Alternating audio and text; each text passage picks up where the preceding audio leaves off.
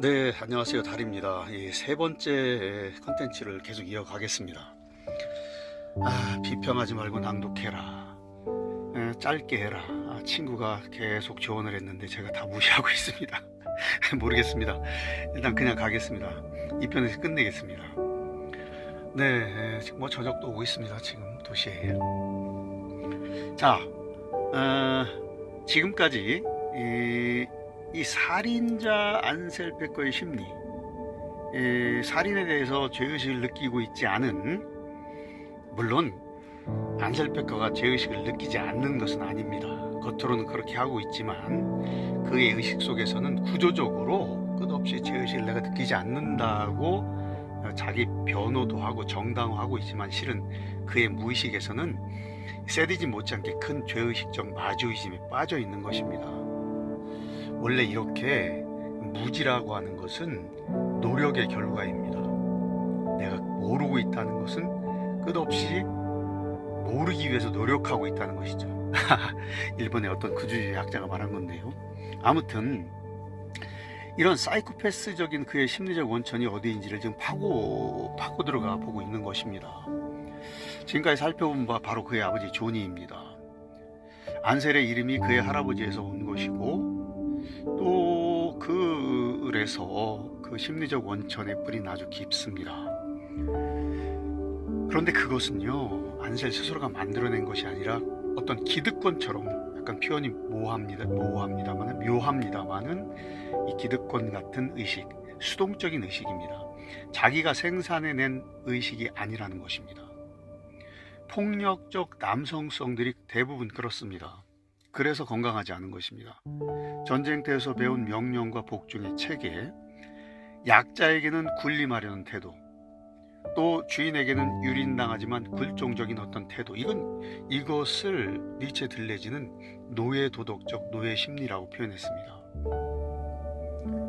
그런 것이, 명령하려는 세디즘은 그런 노예 심리와 같은 마주이즘이 물구나무 선 것에 불과합니다. 그래서 궁극적으로는 나약한 것입니다. 그 의식의 주인은 내가 아닙니다.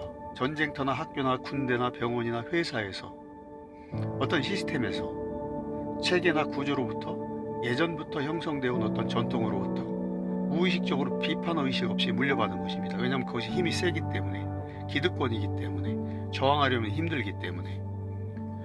그것을 니체는 노예의 도덕이라고 불렀습니다.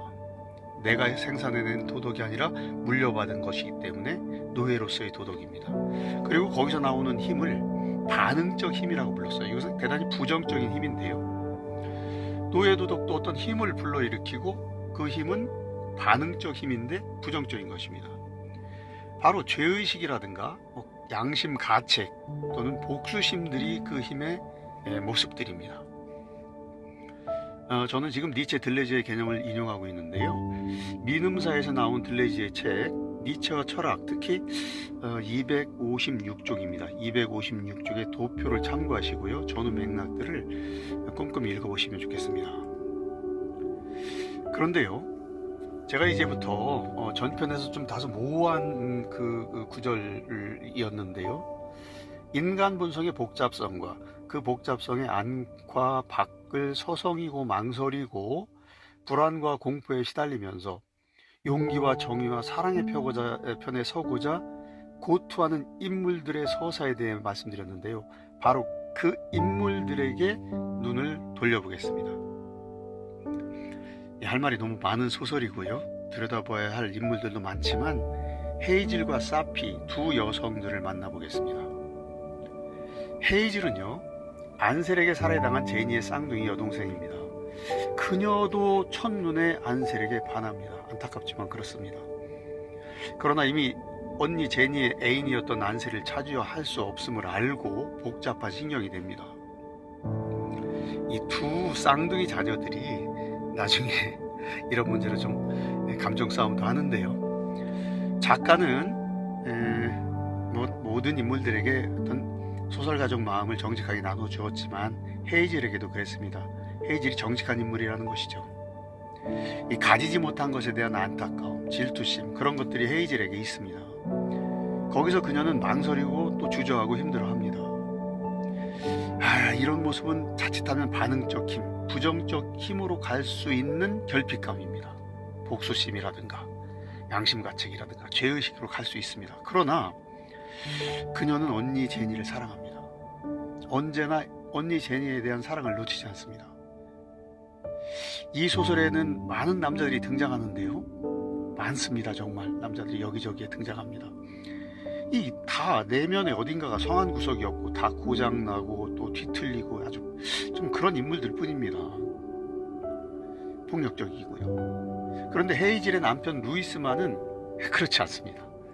나중에 전편에 소개했죠. 안셀페커가 마지막에 기도하면서 다른 세상에서 그렇게 태어났으면 하고 하는 그런 인물 있죠.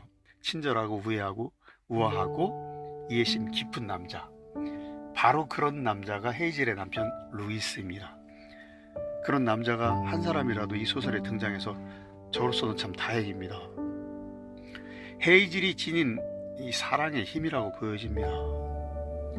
그런데 헤이즐은 그의 집을 방문한 안셀이 살인의 증거들을 파묻는 현장을 보고 그걸 증언하지 못합니다.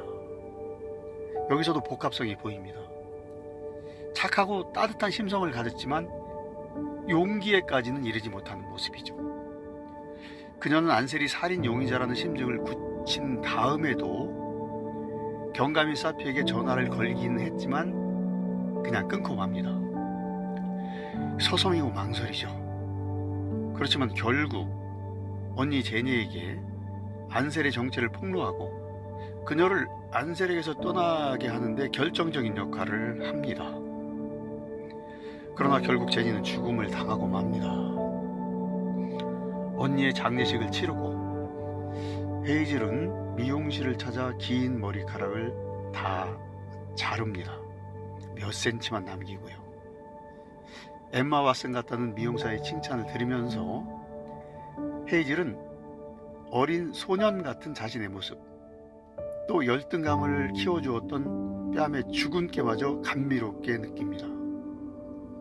머리 자르는 결말, 결말에서 머리카락을 자르는 결말 생각나는 어떤 작품이 있으신가요? 네. 이창동 감독의 영화 밀양에서 자식을 잃고 고통에 몸부림쳤던 어머니죠. 전도연의 모습을 연상시킵니다.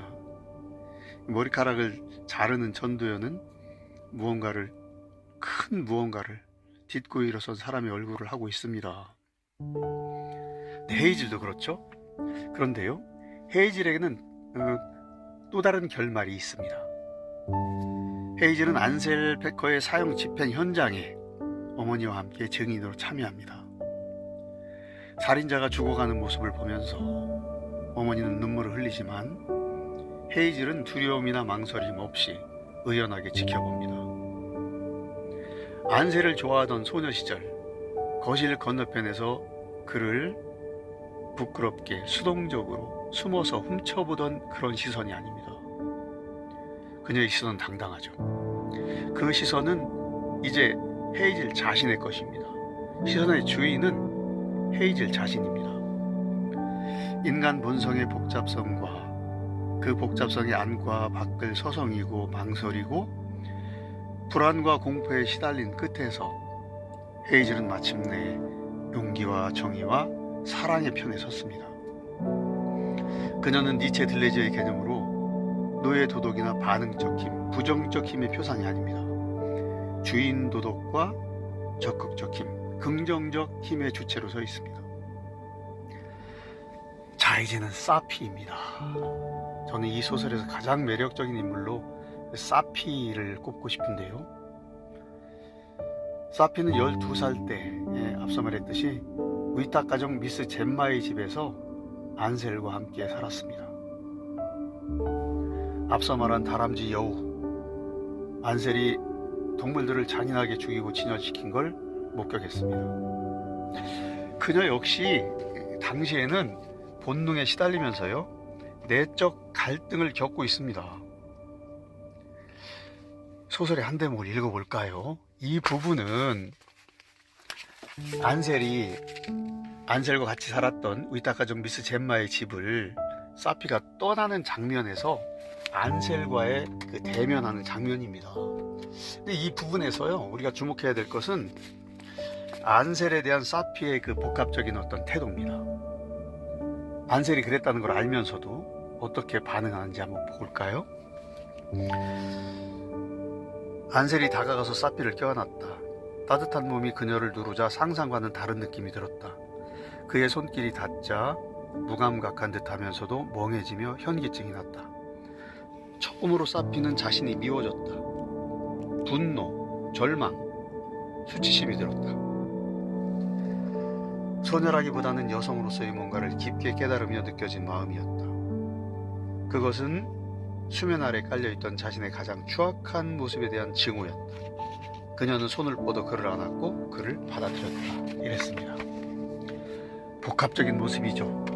안셀에게서였던 폭력성을 보았으면서 그에 대한 미련을 놓치지 못하는 망설이고 서성이는 그런 모습입니다. 이런 모습들이 있습니다. 누구나. 어렸을 땐 더욱 그렇고요. 성인이 되어서도 그런 모습에 내적 갈등에 시달리는 사람들이 참 많습니다. 저에게는 그런 모습이 어떻게 나타나고 있는지, 어떻게 내재되어 있는지 저도 좀 알고 싶고요. 그러네요. 어쨌든 이랬던 사피는 나중에 경찰이 되고요. 승진하고 또 경감이 됩니다. 그녀의 아버지는 그런데요, 인도인으로 추정됩니다. 교환학생으로 미국에 왔던 그녀의 아버지는 그녀가 태어나기도 전에 그녀의 어머니가 그녀를 임신했는지도 아는지 모르는지도 모릅니다. 아무튼 태어나기도 전에 고국으로 가버렸고요. 나중에 사피는 아버지가 사망했다는 소식을 듣습니다. 사피는 유색인종입니다. 여성입니다. 그녀가 보조 경찰이었을 때 그녀의 상관 모레테라는 여성인데요. 이 모레티는 남성 우월주의 체계에 굴종한 사람입니다. 자신의 지위를 위해서 지키기 위해서 경찰서장과 불륜 관계에 있었고요. 남성인 경찰서장과요. 그것을 부끄러워하지 않는 사람입니다. 또 그런 이너서클을 활용해서 남성적인 우위력을 막 행사합니다. 사피가 신뢰하는 여자 동료인 코리는 흑인입니다. 여성입니다. 동성 아내를 두고 있습니다. 이 사피와 코리는 서로 의지하죠. 이 둘은 들레지적 개념인 소수자입니다. 들레지가 말했죠. 모든 좋은 문학은 소수자 문학이고 소수자 문학 아닌 위대한 문학은 없다. 들레지와 가타리가 함께 쓴 카프카라는 작품의 한 세 번째 장인가요? 그 마지막 문장입니다. 거기에 나오는. 아무튼 사피는 오랜 세월 동안의 추적 끝에서 안셀 패커의 혐의와 증거를 찾아냅니다. 그런데 그를 체포하는 증거가 되기에는 많이 부족합니다. 켄싱턴 같은 아주 비열한 남자 동료도 있습니다. 그런 남자 동료들의 비협조, 그리고 이제 상관의 노골적인 무시가 그녀를 가로막습니다. 그런데요, 끈질긴 노력 끝에 마침내 안셀 패커에게서 자백을 받아내는데 성공합니다. 안셀 패커에게 정신적으로 사피가 승리합니다. 이 코린의 심리적 도움도 있었지만요, 거의 혼자서 이뤄낸 성과입니다. 외롭고 고독한 가운데 이겨냅니다. 안셀에게 그랬던 것처럼 사피에게도 아버지는 없습니다. 부재였습니다. 그러나 사피는 아버지 부재를 처벌자나 처벌 대상으로 전도시키는 부정적 힘을 걷지 않았습니다. 부정적 힘의 길을 걷지 않았습니다. 물론 그녀에게는 폭력적인 아버지가 없었죠. 그런데 사피는 이제 온갖 어려움들, 내면적 어려움이 먼저겠죠. 내면의 망설임, 서성임, 공포, 불안, 이런 것들, 그리고 외적인 환경들, 성적인 차별, 인종적 편견, 이런 것들을 이겨냅니다. 그리고 마침내는 자기 심리와 실천 의지가 목표로 한 곳까지 갔습니다. 그녀의 도덕은 주인의 도덕입니다. 스스로 쟁취한 것이기 때문에 그 윤리와 도덕, 행위의 주인입니다. 그래서 그녀의 힘은 아주 적극적인 힘이고요, 긍정적인 힘입니다.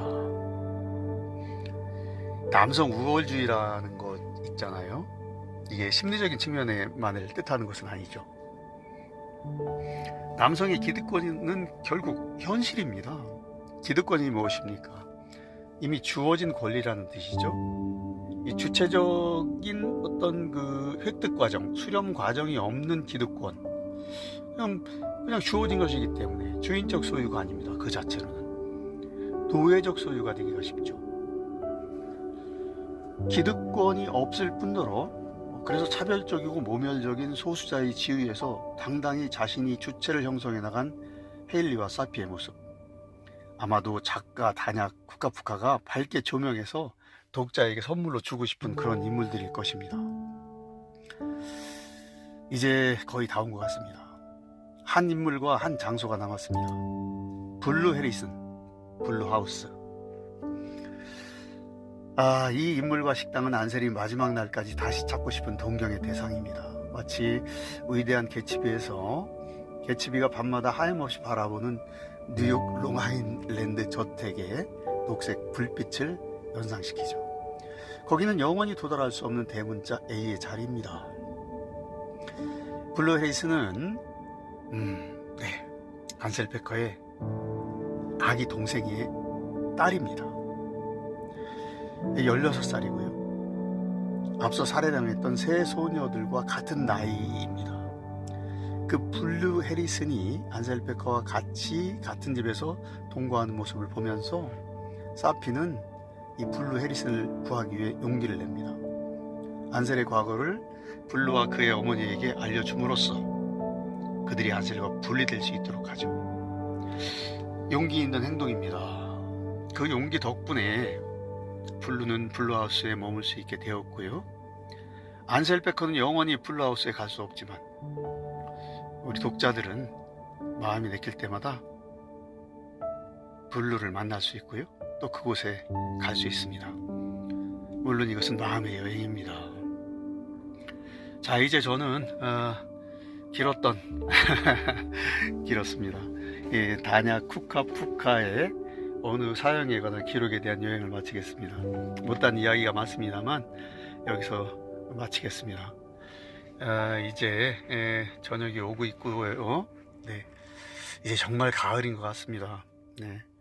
좋은 날들 보내시기 바랍니다.